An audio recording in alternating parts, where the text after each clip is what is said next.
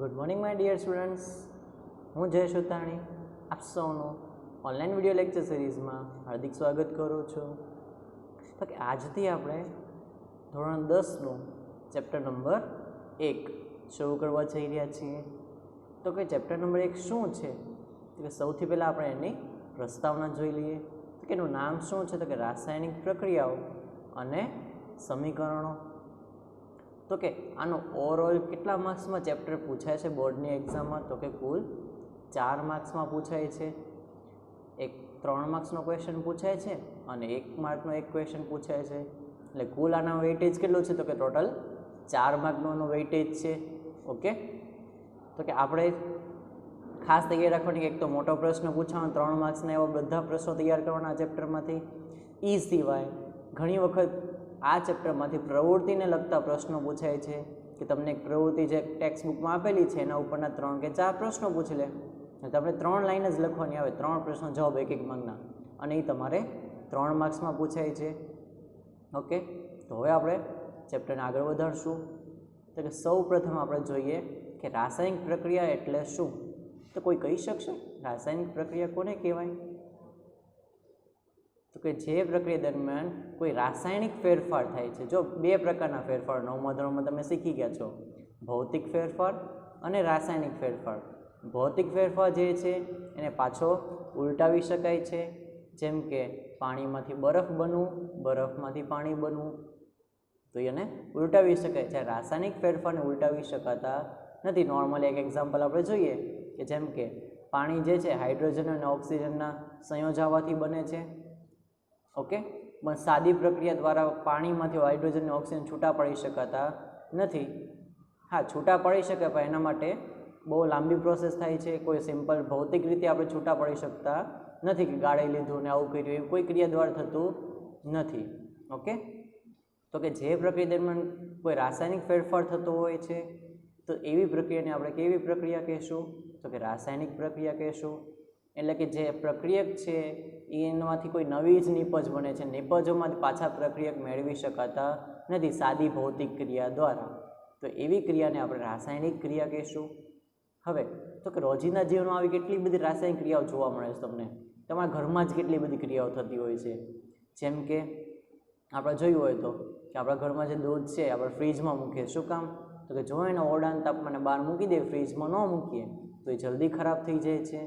જ્યારે ફ્રીજમાં મૂકો જ ખરાબ થતું નથી. શું કામ? કારણ કે જ્યારે આપણે એને ફ્રીજમાં મૂકીએ છીએ તો જે રાસાયણિક પ્રક્રિયા થાય છે એનો દર બહુ નીચો થઈ જાય છે, બહુ ધીમે થાય છે, એટલે દૂધ બગડતું નથી. પણ જેવું એને આપણે ખુલ્લા વાતાવરણમાં મૂકી દઈએ એમને ફ્રીજમાંથી બહાર કાઢીને તો શું થાય ને, ખૂબ ગરમી મળે છે, તાપમાન મળે છે, અને જેવું એના તાપમાન મળશે ટૂંકમાં તો એ દૂધ છે બગડી જાય છે. ને આવું હજી એમ બીજું થાય, જેમ કે શિયાળો અને ઉનાળો બંનેમાં બહુ મોટો ફેર છે. શિયાળામાં તાપમાન નીચું હોય તો ભલે આપણે ઓરડાના તાપમાને દૂધ મૂકીએ પણ જલ્દી બગડતું નથી. જ્યારે ઉનાળામાં એનું જ દૂધ જ્યારે ઓરડાના તાપમાને મૂકશું તો ખૂબ ઝડપથી બગડી જશે. એટલે પહેલું એક્ઝામ્પલ. બીજું, આપણે ખબર છે કોઈ વસ્તુ આપણા ઘરની નકામી વસ્તુ હોય ક્યાંક મૂકી દીધી હોય, ધારો કે અગાસીમાં, અને વરસાદ પડ્યો હોય કે કોઈ કારણસર એને ભેજ લાગી હોય, વસ્તુ લોખંડની વસ્તુ હોય તો આપણે જોઈએ લોખંડને કાટ લાગી જાય છે. તો બીજું એક્ઝામ્પલ કે લોખંડની વસ્તુઓ જેવી કે તવા, તપેલી, ખીલા, એ બધાને ભેજવાળી હવા મૂકતા એને શું લાગે છે? તો કે એને કાટ લાગે છે. એ સિવાય કોઈ પણ ફળ, અહીંયા આપણે એમ કીધું કે દ્રાક્ષનું આથવણ થવું, દ્રાક્ષ નહીં કોઈ પણ ફળ લઈએ આપણે, કોઈ પણ ફળ થોડાક દિવસ મૂકીએ એટલે કેવું થાય? તો કે ખરાબ થવા માંડે, સડવા માંડે છે. ઓકે, તે જે સડવાની ક્રિયા છે એને આથવણની ક્રિયા કહેવાય. એ સિવાય આથવણની ક્રિયા બીજે ક્યાં થાય છે?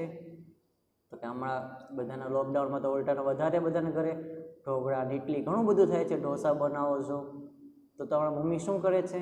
તો કે જે ઢોસા માટે જે આથો બનાવે છે, જે ખીરું બનાવે છે ને થોડાક સમય માટે મૂકી દે છે, 5-6 કલાક 8 કલાક. શું કામ મૂકે છે? કારણ કે એમાં આથવાની ક્રિયા થાય છે. એટલે એમાં આથો આવશે તો જ એ વસ્તુ ફૂલ છે, એનો ચોક્કસ સ્વાદ આવશે. એટલે કે આથવાની ક્રિયા છે ફક્ત ફળમાં નથી થતી, પણ આવી જે કંઈ વસ્તુઓ બધી બનાવી છે, ઢોકળા, ઇડલી, ઢોસા, કોઈ પણ વસ્તુ, આ બધામાં પણ આથવાની ક્રિયા થાય છે. એટલે કે ત્યારે પણ રાસાયણિક ક્રિયા થાય છે. એ સિવાય આપણે ખોરાક રાંધીએ છીએ, હવે જે કાચો ખોરાક હોય, કાચી શાકભાજી અને રાંધેલા શાકભાજી બંનેમાં કેટલો ડિફરન્સ છે. હવે શું એ પ્રક્રિયા ઉલટાવી શકાય? રાંધેલા ખોરાકમાં જે પાછો કાચો શાકભાજી મેળવી શકાય છે? તો કે નહીં. એટલે કે ખોરાકનું રાંધવું જે છે એ પણ રાસાયણિક ક્રિયા છે. એ સિવાય ખોરાકનું પાચન થવું, આપણે જે કંઈ ખાઈએ છીએ એનું પાચન થાય છે, એમાંથી ઉર્જા મુક્ત થાય છે, એટલે જ આપણે દિવસ દરમિયાન બધી પ્રવૃત્તિઓ કરી શકીએ છીએ. એ સિવાય શ્વાસોશ્વાસની ક્રિયા, કે શ્વસન લઈએ ત્યારે આપણે ઓક્સિજન અંદર લઈએ છીએ, જ્યારે કાર્બન ડાયોક્સાઇડ ઉચ્છ્વાસમાં બહાર કાઢીએ છીએ. તો આ પણ જો એક રાસાયણિક ક્રિયા થઈ. તમે ઓક્સિજન લીધો O2, શરીરમાંથી C ભેગો થયો કાર્બન, અને બની ગયું શું? તો કે કાર્બન ડાયોક્સાઇડ. તો કે કઈ ક્રિયા થઈ? તો કે શ્વાસોશ્વાસની ક્રિયા દરમિયાન પણ રાસાયણિક ક્રિયા થઈ. જો ચેક કરો કે C અને O2 ભેગા થઈને કાર્બન ડાયોક્સાઇડ બન્યો છે. ઓકે, તો પહેલાં ફટાફટ યાદ રાખી લઈએ. તો કે રોજિંદા જીવનમાં કઈ કઈ ક્રિયાઓ થાય છે? તો કે ઉનાળામાં જે દૂધ મૂકીએ છીએ ખરાબ થઈ જાય છે. લોખંડની વસ્તુઓ જે છે, તવા, તપેલી, ખીલા, કોઈ પણ વસ્તુ હોય લોખંડની, એ બધાને કાટ લાગવાની ક્રિયા. ફળોને એટલે કે દ્રાક્ષનું આથવણ થવું, આપણે એમ લખી શકીએ દરેક ફળનું આથવણ થવું, ખોરાકનું રંધાવવું, શરીરમાં ખોરાકનું પાચન થવું, અને એ સિવાય શ્વાસોશ્વાસ દરમિયાન થતી ક્રિયા. એ સિવાય પછી એવી લાખો ક્રિયાઓ છે કે જે રોજબરોજ બધી બનતી જ હોય છે આપણી આસપાસની ઘટનાઓ. ઓકે, ચાલો હવે આપણે એક પ્રવૃત્તિ સમજીએ. આ પ્રવૃત્તિ જે છે બહુ નોર્મલ, અત્યાર સુધી તમે ઘણી બધી વખત આ પ્રવૃત્તિ વિશે સાંભળી લીધું છે, વિજ્ઞાનમાં આવી જ ગયું છે ને પ્રયોગ તરીકે, કે મેગ્નેશિયમની પટ્ટીને હવામાં દહન કરવું. તો જો મેગ્નેશિયમ પટ્ટી જે છે ને, જ્યારે હવામાં દહન કરશું, જો તમે પ્રેક્ટિકલ રિયલમાં આ વસ્તુ જોઈ હશે ને, તો જ્યારે એ સળગે ત્યારે એકદમ જગાળા મળતી જ્યોત સાથે સળગે. ઓકે, કોઈ વેલ્ડિંગ કરતા આપણે આમ એવી જ્યોત થાય, એમ આની અંદર પણ એક્ઝેક્ટ એ ટાઈપની જ્યારે સળગાવીએ છીએ ત્યારે એવી જ્યોત થાય છે. અને જ્યારે સંપૂર્ણપણે સળગી જાય છે ત્યારે એમાં જે રાખ ઉત્પન્ન થાય છે એ સફેદ કલરનો પાવડર મળે છે રાખ તરીકે. રાખ તરીકે શું મળે છે? સફેદ રંગનો એક પાવડર મળે છે. તો ચાલો આપણે આખો પ્રેક્ટિકલ જોઈ લઈએ શું છે. ઓકે, તો કે સૌથી વાર મેગ્નેશિયમ પટ્ટીનું હવામાં દહન કરવાનું છે.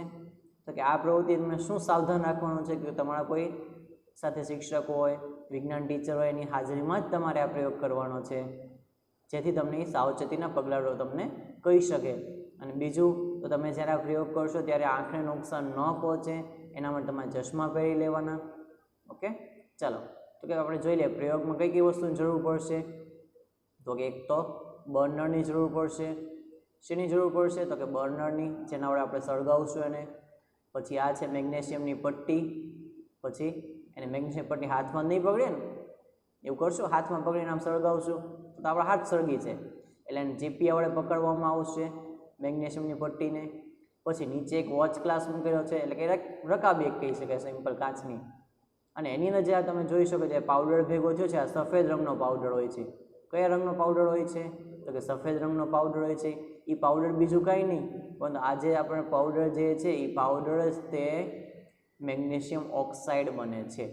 એ શું બને છે? મેગ્નેશિયમ ઓક્સાઇડ બને છે. ઓકે, તો ચાલો આખી પ્રવૃત્તિ જોઈ લે ફટાફટ. તો કે લગભગ 2 સેમી લાંબી કાચ પેપરથી ઘસેલી શુદ્ધ મેગ્નેશિયમની પટ્ટી લો. તો તમને એક વસ્તુ નોટિસ કર્યું? શું કામ એ શબ્દ એવો ઉપયોગ કરી, કાચ પેપરથી ઘસેલી?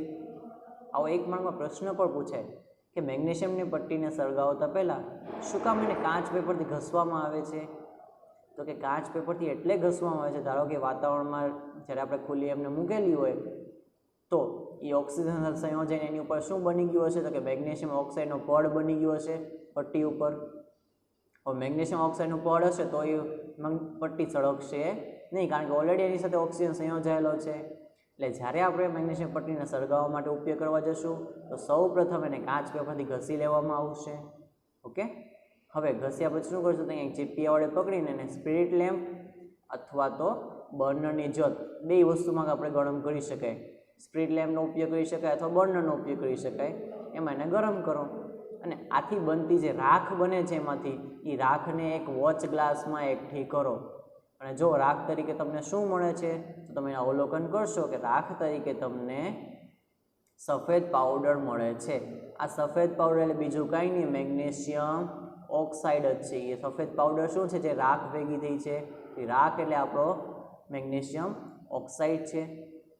ઓકે, અને ખાસ ધ્યાન રાખવાનું કે જ્યારે પણ તમે આ વસ્તુ કરશો, શું ધ્યાન રાખવાનું છે તમારે? તો કે જ્યારે પ્રવૃત્તિ કરશો ત્યારે તમારી આંખો જે છે એને પટ્ટીથી જેટલું શક્ય હોય એટલે પટ્ટીથી આંખોને દૂર રાખવી.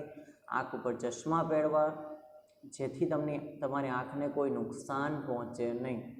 ઓકે, તમે જોયું હશે વેલ્ડિંગ કરવાવાળા લોકો શું કરે છે, તો જ્યારે વેલ્ડિંગ કરે ત્યારે આગળ પોતાનો એક ગ્લાસ રાખે છે, એની પાસે એક ગ્લાસ હોય સ્પેશિયલ. શું કામ? તો કે જ્યારે વેલ્ડિંગ કે ત્યાં જોઈ શકે અને એને જોવાથી એની આંખ બગડે નહીં, કારણ કે એટલો બધો તીવ્ર પ્રકાશ હોય, તીવ્ર જ્યોત હોય કે આપણી આંખને નુકસાન પહોંચાડી શકે.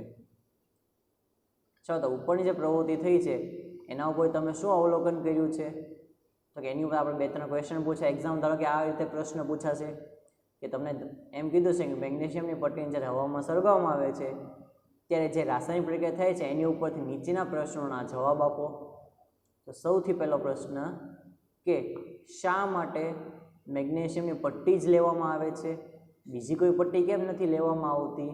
તો કે એનું કારણ છે કે મેગ્નેશિયમની પટ્ટી ખૂબ જ ક્રિયાશીલ હોવાથી તેનું હવામાં જે દહન થાય છે ખૂબ સરળતાથી થાય. હવે ધારો કે લોખંડની પટ્ટી લઈએ તો એલ્યુમિનિયમ પટ્ટી લે સળગશે નહીં, જ્યારે મેગ્નેશિયમ જે છે ખૂબ જ ક્રિયાશીલ હોવાથી ઝડપથી સળગી જાય છે, એનું ઝડપથી વાતાવરણમાં દહન થાય છે, એટલે જ મેગ્નેશિયમની પટ્ટીનો ઉપયોગ કરવામાં આવે છે.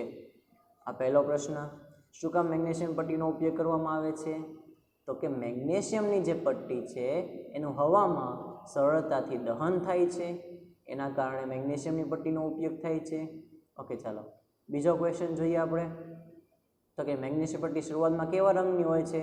તો એ ચળકતી શ્વેત રંગની હોય છે, કારણ કે એને આપણે કાચ પેપરથી ઘસી નહીં હશે. કેવી હશે? તો કે ચળકતી નહીં હોય તો એની ઉપર મેગ્નેશિયમ ઓક્સાઇડનું પડ આવરેલું હશે.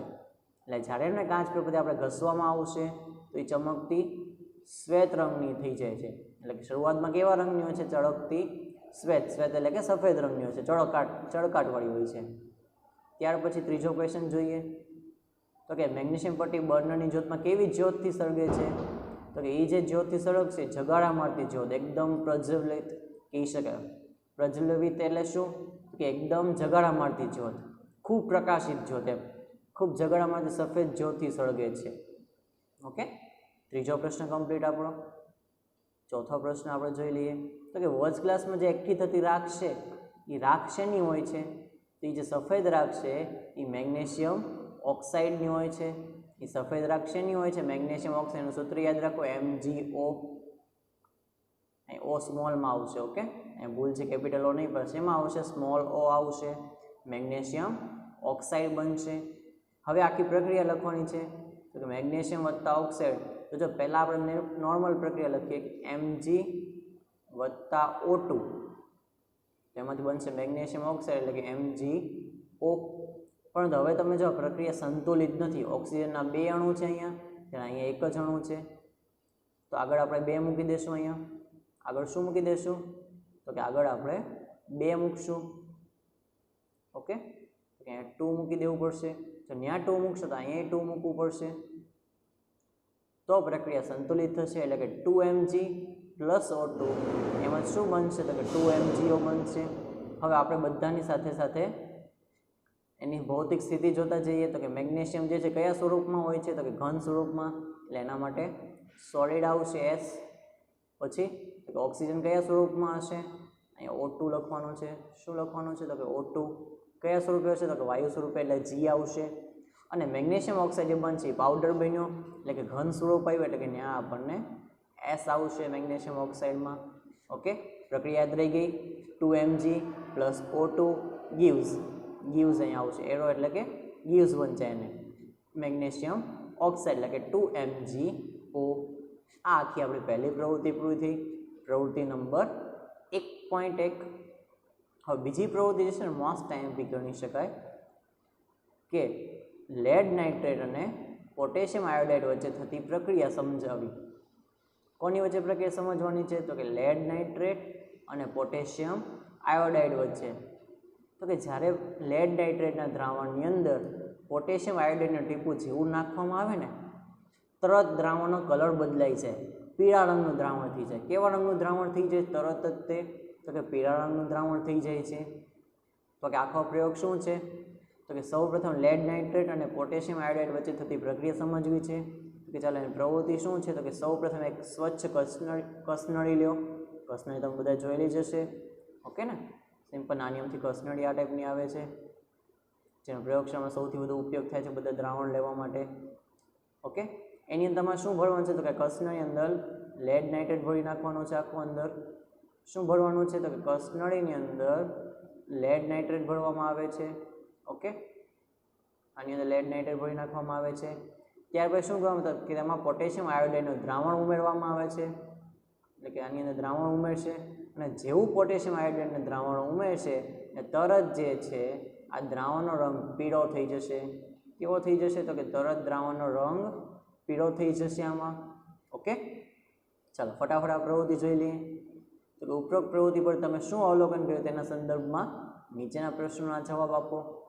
સૌથી પહેલો પ્રશ્ન તો કે લેડ નાઇટ્રેટના પાવડરનો રંગ કેવો હોય છે તો કે લેડ નાઇટ્રેટના પાવડરનો જે રંગ હોય છે એ સફેદ હોય છે. કેવો રંગ હોય છે તો કે લેડ નાઇટ્રેટ રંગ સફેદ હોય છે. ઓકે, ત્યારબાદ બીજો પ્રશ્ન, જો સૌથી પહેલાં લેડ નાઇટ્રેટ જે હતું એ સફેદ રંગનો પાવડર હોય છે. એની અંદર તમે શું નાખો છો તો કે પોટેશિયમ આયોડાઇડનો જલીય દ્રાવણ.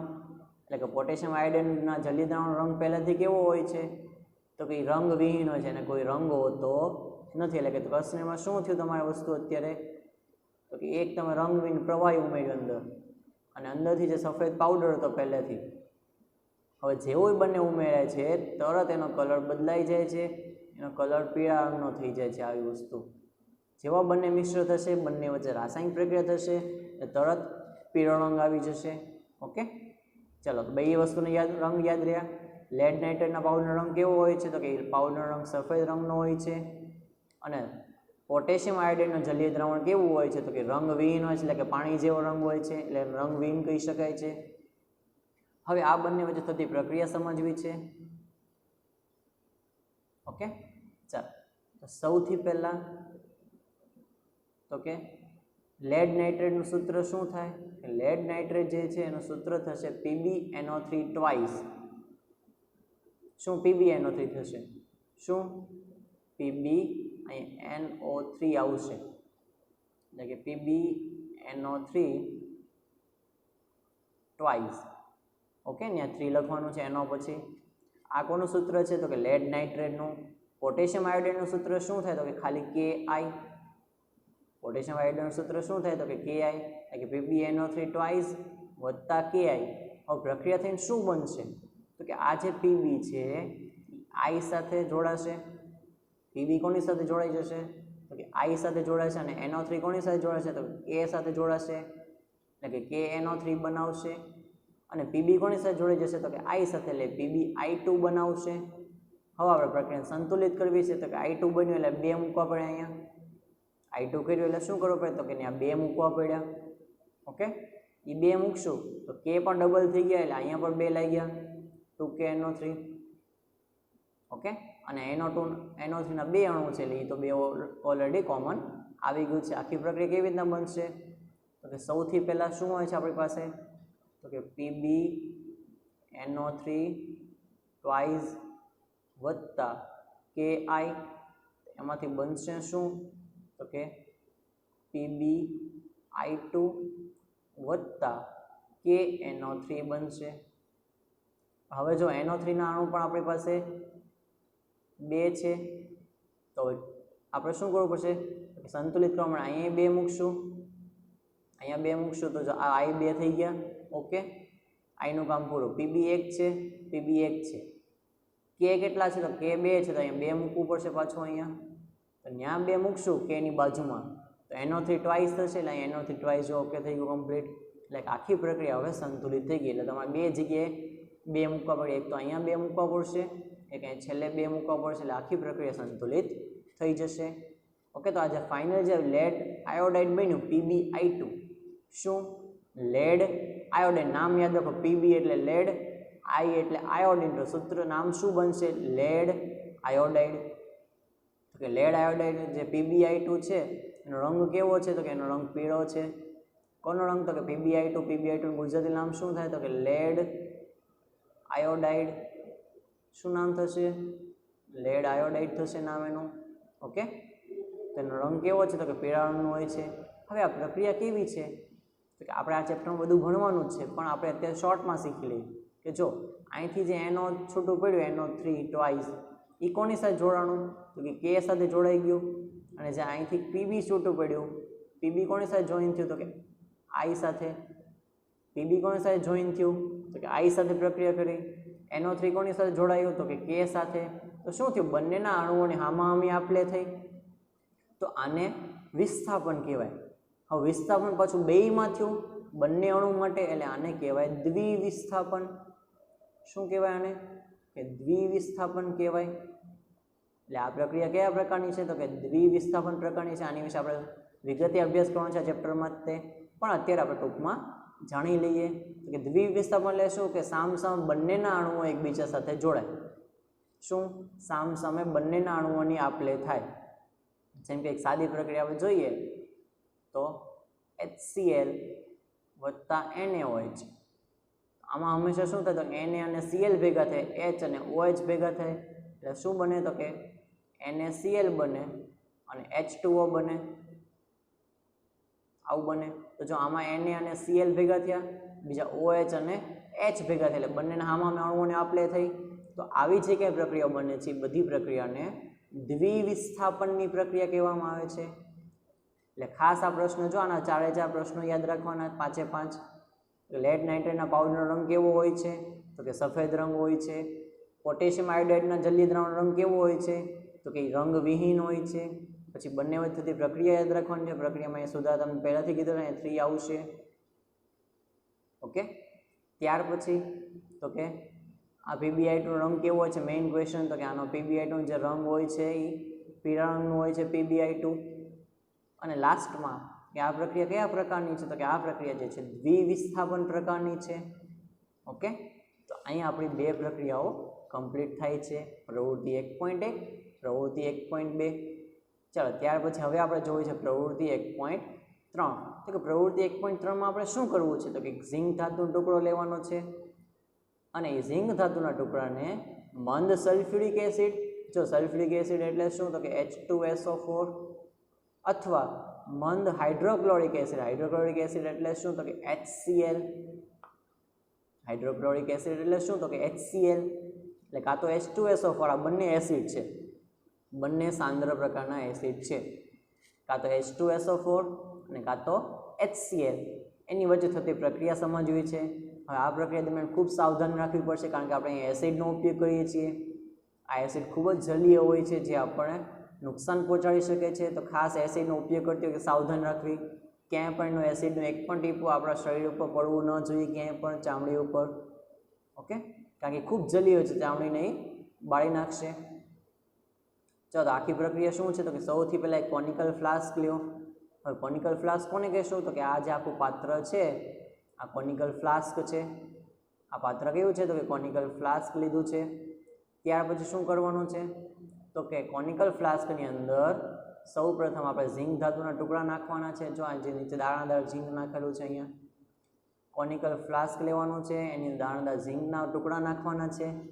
ત્યાર પછી એની અંદર કાં તો મંદ સલ્ફ્યુરિક એસિડ અને કાં તો મંદ હાઇડ્રોક્લોરિક એસિડ, એટલે કાં તો H2SO4 અને કાં તો HCl. આ બેમાંથી કોઈ એક એસિડ નાખવાનો છે આની અંદર. એટલે આ જે પ્રવાહી છે પાણી નથી કોઈ, આ એસિડ છે, કાં તો H2SO4 કાં તો HCl. ઓકે. આ પ્રવાહ હવે શું કરવાનું છે તમારે? તો કે આ જો તમે જોઈ શકો આકૃતિમાં કે એને આ કોનિકલ ફ્લાસ્કને આપણે બૂચ વડે ઢાંકી દીધું છે. શું કામ? તો કે આની અંદર જે વાયુ ઉત્પન્ન થશે એ વાયુ બહાર ન નીકળી જાય, તો આપણે પ્રેક્ટિકલમાં એ ખબર નહીં પડે કે અંદર શું ઉત્પન્ન થયું હતું, એટલે બૂચ લગાડવામાં આવ્યું છે. ઓકે. આ એક કાચની નળી મૂકે જેના અંદર વાયુ બહાર કાઢી શકાશે, અને એ વાયુને આ જે નળી છે ને કોઈ પાત્રમાં એકઠો કરી ને એક વાયુ ભેગો કરવામાં આવશે આને. ઓકે. તો કે હવે શું કરવાનું છે? એની ઉપરથી આપણે પ્રશ્નોના જવાબ આપવાના છે. તો કે સૌ પ્રથમ ઝીંકના ટુકડાની આસપાસ શું દેખાય છે? તો કે જ્યારે ઝીંકના ટુકડામાં આપણે ઉપર એસિડ નાખીએ છીએ તે તરત એ એસિડ અને ઝીંકના ટુકડાની વચ્ચે પ્રક્રિયા થવા માંડશે. એટલે ઝીંકના ટુકડા જે છે એ હાઇડ્રોક્લોરિક એસિડ સાથે પ્રક્રિયા કરી અને ત્યાં હાઇડ્રોજન વાયુ ઉત્પન્ન કરશે. કયો વાયુ? તો હાઇડ્રોજન, એટલે કે H2 વાયુ ઉત્પન્ન થશે. કયો વાયુ ઉત્પન્ન થશે? તો કે હાઇડ્રોજન વાયુ ઉત્પન્ન થશે. અને પરિણામે ઝીંકના ટુકડા જે છે એની આસપાસ હાઇડ્રોજન વાયુના પરપોટા દેખાય છે આપણને. શું દેખાય છે? જે હાઇડ્રોજન ઝિંક ધાતુના ટુકડા છે એની આજુબાજુ પરપોટા દેખાશે. આ પરપોટા શેના છે? તો કે H2 વાયુના છે. શેના પરપોટા છે? તો કે H2 ના પરપોટા છે, હાઇડ્રોજન વાયુના પરપોટા છે, કારણ કે વાયુ છે એટલે ઉત્પન્ન થાય તો પરપોટા ઉત્પન્ન થશે. ઓકે, એટલે પહેલો પ્રશ્ન તો કે એની આસપાસ શું દેખાય છે? તો કે ઝિંકના ટુકડાની આસપાસ હાઇડ્રોજન વાયુના પરપોટા દેખાય છે. બીજું, કોનિકલ ફ્લાસ્ક ઉપર શું અસર થાય? તો જ્યારે આ એસિડ સાથે એસિડ આપણે ઝિંકના ટુકડાની ઉપર નાખશું તો તરત ત્યાં જે પ્રક્રિયા થાય છે એના કારણે આખું કોનિકલ ફ્લાસ્ક ગરમ થઈ જાય છે. કોનિકલ ફ્લાસ્ક કેવું થઈ જાય છે? આખું ગરમ. ગરમ શું કામ થાય છે? કારણ કે જ્યારે એસિડ ઝિંકની ઉપર પડે છે ત્યારે ગરમી ઉત્પન્ન કરે છે, ગરમી મુક્ત કરે છે. હવે ખાસ યાદ રાખજો, જે ગરમી મુક્ત થતી હોય તો એવી ક્રિયાને આપણે કેવી ક્રિયા કહીશું? તો કે ઉષ્મા ક્ષેપક ક્રિયા કહીશું. કેવી ક્રિયા કહીશું? તો કે ઉષ્મા ક્ષેપકની ક્રિયા કહીશું. એટલે કે આ પ્રક્રિયા દરમિયાન ઉષ્મા ઉત્પન્ન થાય છે, એટલે કે આ ઉષ્મા ક્ષેપક પ્રક્રિયાનું ઉદાહરણ છે. એના કારણે શું થાય છે? કોનિકલ ફ્લાસ્ક આપણને ગરમ લાગે છે. ત્રીજું, એની વચ્ચેની પ્રક્રિયા લખવાની છે. તો ઝિંક Zn વત્તા 2HCl. તો જો પહેલાં આપણે HCl લઈએ તો શું થાય? Zn જે છે હાઇડ્રોજન વાયુ ઉત્પન્ન થાય છે એટલે H2 ઉત્પન્ન થાય છે. તો H2 ને કારણે આપણે અહીંયા 2 મૂકવા પડ્યા. એ 2 મૂક્યા તો Cl એ 2 થઈ ગયા અને ફાઇનલી આપણે પ્રોડક્ટ મળી ગઈ આપણને નિપજ. તો કે ZnCl2 ઝિંક ક્લોરાઇડ. શું? Zinc chloride. ઓકે, આ પ્રક્રિયા કમ્પ્લીટ થઈ ગઈ. આ ક્વેશ્ચન રિપીટ થઈ ગયો છે. ઓકે, ત્યાર પછી હવે એવું પૂછે કે આ પ્રક્રિયા જે થાય છે એ કેવા પ્રકારની છે? તો હમણાં આપણે વાત કરી કે આ પ્રક્રિયા દરમિયાન ગરમી ઉત્પન્ન થાય છે, ઉષ્મા મુક્ત થાય છે. એટલે આ શેનું ઉદાહરણ છે? તો કે ઉષ્મા ક્ષેપક પ્રકારની પ્રક્રિયા છે, કે જે ક્રિયા દરમિયાન ઉષ્મા મુક્ત થાય છે એવી ક્રિયાને ઉષ્મા ક્ષેપક કહેવાય છે. અને જે ક્રિયા દરમિયાન આપણે ઉષ્મા આપવી પડે છે એટલે કે ગરમ કરવું પડે છે એને ઉષ્મા શોષક કહેવાય. જેમાં આપણે ગરમ કરવું પડશે એને શું કહીશું? ઉષ્મા શોષક કહેશું. અને જે પ્રક્રિયા દરમિયાન આપમેળે ગરમી ઉત્પન્ન થાય છે એને ઉષ્મા ક્ષેપક પ્રક્રિયા કહીશું. Okay, done. તો કે હવે ચાલો આની અંદર આપણે પ્રક્રિયા લખેલી છે કે Zn વત્તા 2HCl, તો ZnCl2. આ જો બધા 2માં તમારે અહીંયા 2 લખવાનું નીચે નંબરમાં કે ZnCl2 આવી રીતના લખવાનું છે. H2માં પણ આવી રીતના લખવાનું છે, H2 આમ. ઓકે, બધાની સાથે લખી નાખ્યું. તો કે Zn સોલિડ સ્વરૂપે, ઘન સ્વરૂપે હોય એટલે S, ઘન માટે S વપરાય છે, પ્રવાહી માટે L વપરાય છે, વાયુ માટે G ઉપયોગ થશે અને જે જલીય દ્રાવણ હશે એના માટે એક્વિયસ એટલે કે એક્યુનો ઉપયોગ થશે. જો એસિડ વખતે એક્યુ આવ્યું. હવે એમાંથી બન્યું શું? તો કે ZnCl2 એ પણ જલીય દ્રાવણ બન્યું એટલે એક્યુ અને હાઇડ્રોજન વાયુ મુક્ત થાય છે એટલે G. હવે આની પ્રક્રિયા જો તમને એમ પૂછે તો કે હાઇડ્રોક્લોરિક એસિડની બદલે ત્યાં સલ્ફ્યુરિક એસિડનો ઉપયોગ કરીએ તો પ્રક્રિયા આવી બનશે Zn વત્તા H2SO4. શું?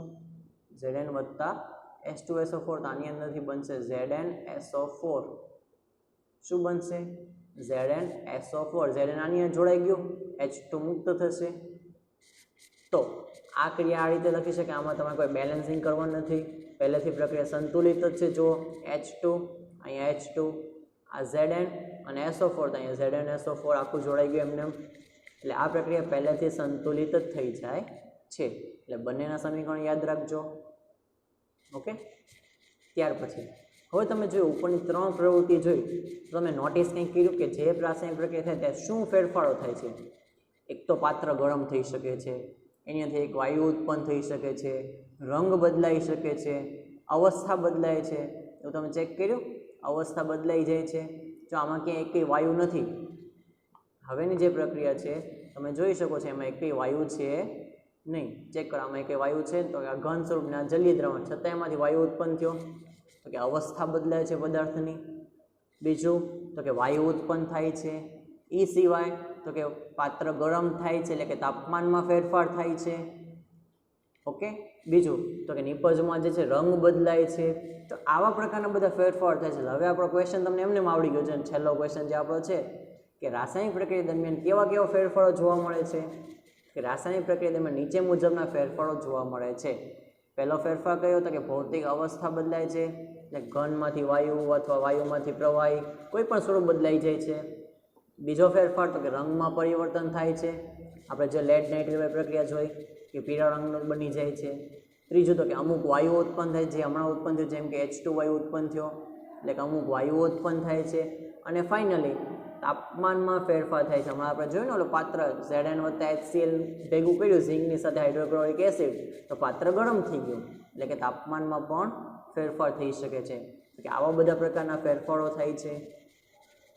તો અત્યારે આપણે કેટલી વસ્તુ શીખ્યા છીએ? તો કે અત્યારે આપણે 3 પ્રવૃત્તિ શીખ્યા.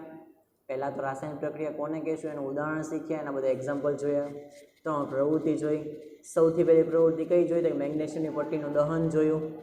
કયું જોયું? તો મેગ્નેશિયમ પટ્ટીનું દહન જોયું, એટલે કે Mg વત્તા O2 એટલે કે બનશે MgO. આ પહેલું જોયું. બેલેન્સિંગ કરવાનું બાકી, બે જગ્યાએ બેલેન્સિંગ થઈ જશે, સંતુલિત. બીજું ઉદાહરણ શેનું જોયું? તો કે લેડ નાઇટ્રેટ PbNO3 ટ્વાઇસ વત્તા Ki, તેમાંથી બનશે શું? તો કે PbI2 બનશે વત્તા KNO3 બનશે. ઓકે, અને સંતુલિત કરવાનું બાકી છે. 2 અહીંયા મૂકાશે, 2 અહીંયા મૂકાશે, એટલે આખું સંતુલિત થઈ જશે. અને ફાઇનલી આપણે પ્રક્રિયા જોઈએ તો કે Zn વાળી, Zn વત્તા H2SO4 લઈએ તો બનશે ZnSO4 વત્તા H2. ઓકે, અને જો ને HCl લેશું એટલે કે Zn વત્તા HCl તો શું બનશે?